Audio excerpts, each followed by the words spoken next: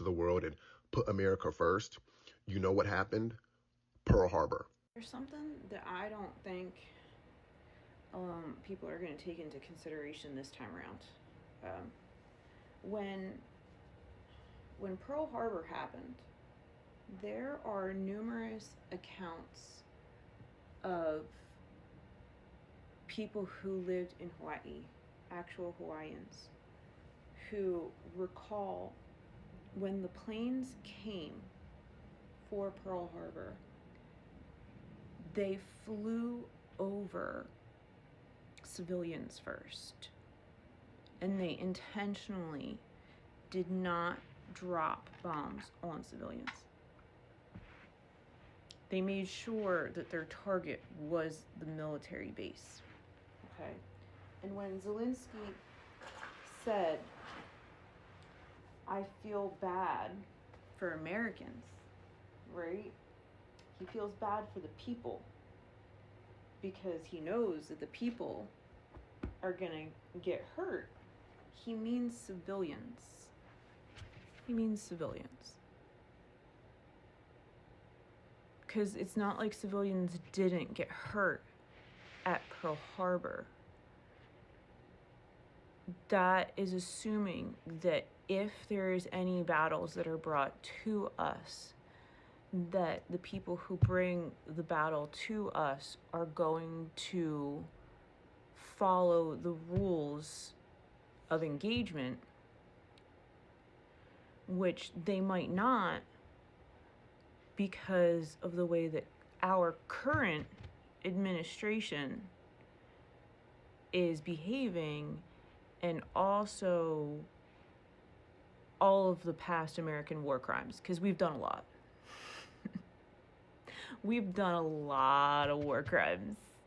A lot of war crimes. Like Hiroshima, that was a war crime. If you did not know that, because in school we were taught that Hiroshima needed to happen. It did not. No, it did not. It didn't. Not even a little bit. I don't know why I'm smiling while I'm saying this, because our public education system has lied to us a lot about our three-letter organizations and our military. But the United States of America has committed a lot of war crimes, and we have been able to get away with it for a very long time. And that time it's come to an end. Europe is done with us. Literally, I'm pretty sure Norway refused to fuel one of our submarines yesterday. And then I saw someone, I don't even know who it was, literally talking about how we withdrew from the ICC, which is the international crimes, war crimes type of deal, because we never follow the rules anyway. There is not a single president in recent history who has not committed a war crime. Not a single one. And all of the unrest that's happening in Latin America, all those drug lords, all that's our fault. We sent in three-letter organizations to anyone who would not be a pawn in our game. Mm-hmm. So, a reminder, if the United States of America backs anyone as a leader, just know that person that we're backing, not a good person. Not a good person at all. Because we're not good. We're the bad guys. We are. That's not entirely accurate.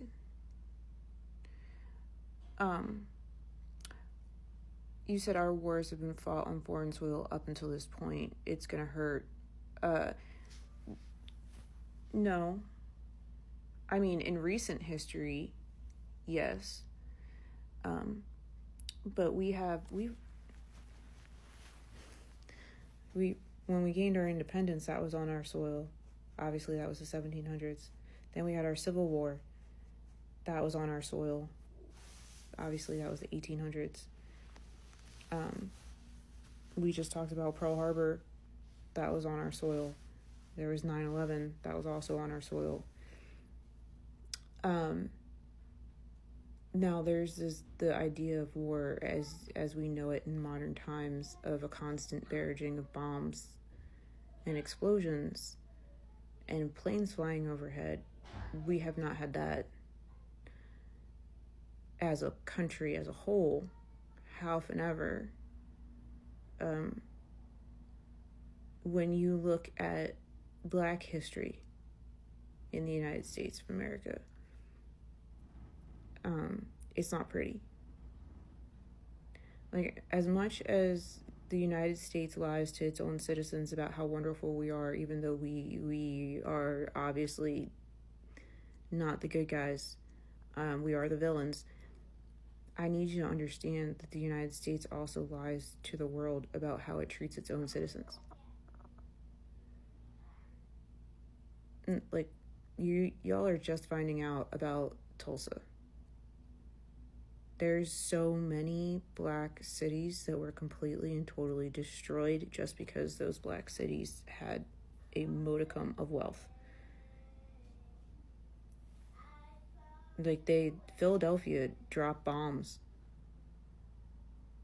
on its own citizens. Philadelphia. In 1985. Like, so whatever it is that the United States is willing to do to other countries and other nations, it has in fact done to its own Black and brown and poor citizens. Like, we do not discriminate when it comes to war crimes, because we do war crimes on ourselves. We do. So, in some aspect, you are correct, but not completely.